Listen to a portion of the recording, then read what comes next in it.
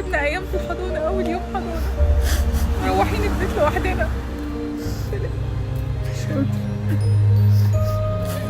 مش عارفه انت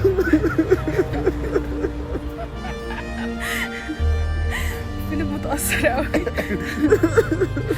خلاص يا فيلم ما تقبضش. عايزين نوري الفيديو ده لابننا لما يكبر ان احنا كنا قد ايه متأثرين ان احنا وديناه الحضانة، قد ايه احنا زعلانين يا حبيبي.